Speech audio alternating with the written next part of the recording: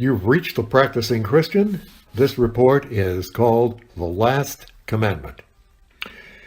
This commandment asks us to be well pleased with what God has gifted us with: life, health, opportunity to love and to be loved, to earn our way through life, to be of help to others, and so on. Because coveting is what a man does when he feels cheated out of his birthright. For Matthew Henry, coveting is the desire of doing that which will be an injury to our neighbor, as when you might break his wife's love for him, so you can get her for your own, or if you can get him fired, so you can buy his house when he has to sell it.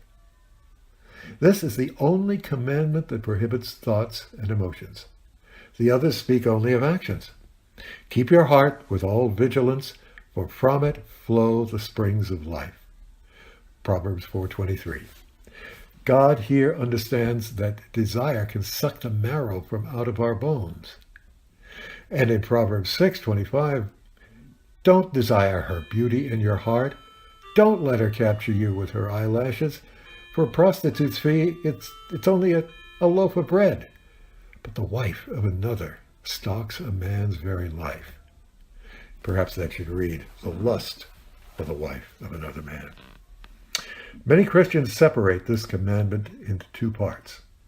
When they do, the 9th commandment reads, you shall not covet your neighbor's house. And the 10th is, you shall not covet your neighbor's wife, or male or female slave, or ox, or donkey, or anything that belongs to your neighbor. The 10th is considered to refer to ardent longing, what has been called concupiscence. In fact, the 9th commandment is defined by a desire for something inanimate, the 10th by a desire to possess living creatures. Seen as a whole, the commandment can be understood as related to power. The wife, the slaves, the animals, these are all means by which work is done, wealth is gained, by grinding grain, cooking, plowing, and so forth. There's not just a lust for things here, but a lust for power. We might also remember that lust is a word that refers to possessing, dominating, not just using. We can see an interesting conversion of this in our time. To own an Aston Martin, or a summer home on St. Simon's or Jekyll Island, or a seat on the board of several corporations, all are in part to impress others with the symbols of our power.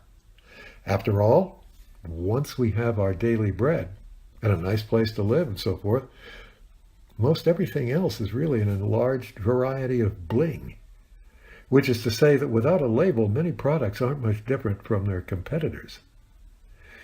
One writer has written, fashion branding has become synonymous with a late capitalist consumerist culture where it's the experience rather than the product that drives demand.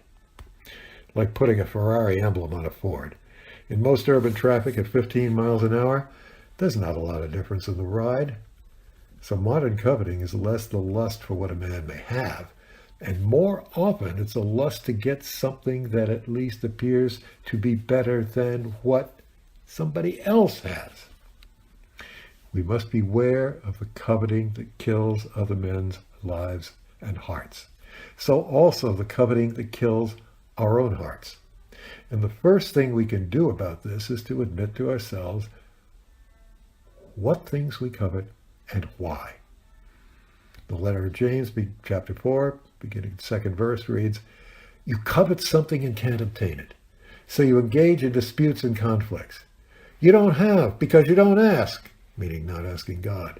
You ask and don't receive because you ask wrongly, in order to spend what you get on your pleasures. Adulterers, don't you know that the friendship of the world is enmity with God? Therefore, whoever wishes to be a friend of the world becomes an enemy of God. You see, it works this way. When we're kids, if we don't know anything about model planes, we don't care. But if all the other kids have one, and we don't, we beg, we whine, we shoplift, whatever it takes to get one. As grown men, we do the same thing, but now it's a house on the lake, or a new SUV, or the latest iPhone. We eat ourselves up out of envy for power symbols that we can display. and we become an enemy of God because he doesn't want us to devour ourselves with self-loathing, embezzlement, rage, deceit, and so on. We reset our view of the world to make it seem that our lusts are good desires, that they should be fully satisfied. As Luther wrote, lawyers and jurists assist, who twist and stretch the law to suit it to their cause, stress words and use them for a subterfuge, irrespective of equity or their neighbor's necessity. And in short, whoever is the most expert and cunning in these affairs finds most help in law, as they themselves say. Vigilantibus jura subveniant. In English, the laws favor the watchful. Calvin distinguishes between making an explicit plan to obtain what belongs to our neighbor and a covetous desire in the heart. For Calvin, planning it is a deliberate consent of the will, after passion has taken possession of the mind. Covetousness may also exist without such a deliberate plan, when the mind is stimulated and tickled by objects on which we focus our lusts. Catholics make an important point when they write, covetous desires create disorder. And here what the Catholics mean is disorder is not working in a normal, healthy way. And normal for them means according to the norms of our Creator God in creating us. So, covetous desire creates disorder because they move beyond satisfying basic human needs and exceed the limits of reason and drive us to covet unjustly what isn't ours and belongs to another or is owed to him.